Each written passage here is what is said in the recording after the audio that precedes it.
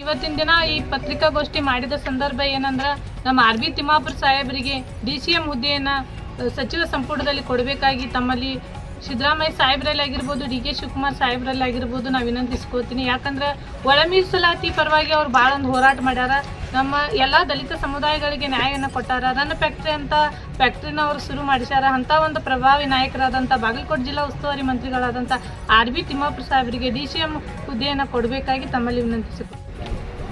ಇವತ್ತಿನ ದಿವಸ ದೇವದಾಳ ವಿಧಾನಸಭಾ ಮತಕ್ಷೇತ್ರದ ಕಾಂಗ್ರೆಸ್ ಪಕ್ಷದ ಸಮಸ್ತ ಎಲ್ಲ ಕಾರ್ಯಕರ್ತರ ವತಿಯಿಂದ ಪತ್ರಿಕಾಗೋಷ್ಠಿ ಕರೆದಿರ್ತಕ್ಕಂಥ ಉದ್ದೇಶ ಏನಪ್ಪ ಅಂದ್ರೆ, ಈಗಾಗಲೇ ಇವತ್ತು ಶಾಸಕಾಂಗ ಪಕ್ಷದ ಸಭೆ ಮುಕ್ತಾಯ ಆಗಿದ್ದು, ಕರ್ನಾಟಕ ಪ್ರದೇಶ ಕಾಂಗ್ರೆಸ್ ಸಮಿತಿಯ ಮಾನ್ಯ ಅಧ್ಯಕ್ಷರಾಗಿರ್ತಕ್ಕಂಥ ಶ್ರೀಯುತ DK ಶಿವಕುಮಾರ್ ಅವರನ್ನು CLP ನಾಯಕರಾಗಿ ಘೋಷಣೆ ಮಾಡಿ ಬರುವ ಜೂನ್ 3ನೇ ತಾರೀಕಿನಂದು ನೂತನ ಮುಖ್ಯಮಂತ್ರಿಗಳ ಪ್ರಮಾಣ ವಚನ ಸ್ವೀಕಾರ ಸಮಾರಂಭ ದಿನಾಂಕ ಈಗಾಗಲೇ ನಿಗದಿಯಾಗಿದ್ದು,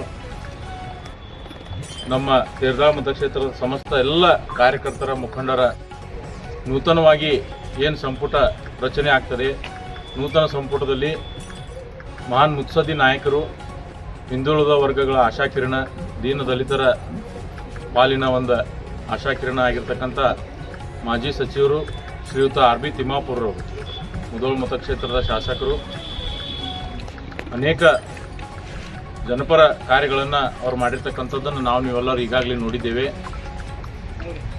ಅನೇಕ ಜನ ಮುಖ್ಯಮಂತ್ರಿಗಳ ಅಡಿಯಲ್ಲಿ ಸಚಿವರಾಗಿ ಕೆಲಸ ಮಾಡಿ ಅನುಭವ ಹೊಂದಿರತಕ್ಕಂಥವ್ರು, ಬಾಗಲಕೋಟೆ ಜಿಲ್ಲೆಯ ಅತ್ಯಂತ ಪ್ರಭಾವಿ ನಾಯಕರು. ಕಾಂಗ್ರೆಸ್ ಪಕ್ಷಕ್ಕೆ DK ಶಿವಕುಮಾರ್ ಅವರಿಗೆ, ಸಿದ್ದರಾಮಯ್ಯ ಸಾಹೇಬರಿಗೆ, ಆರ್ ಬಿ ತಿಮ್ಮಾಪುರ ಅವರಿಗೆ, ಶ್ರೀಮತಿ ಉಮಾಶ್ರೀ ಅವರಿಗೆ, बोलो भारत माता की, कांग्रेस पक्ष के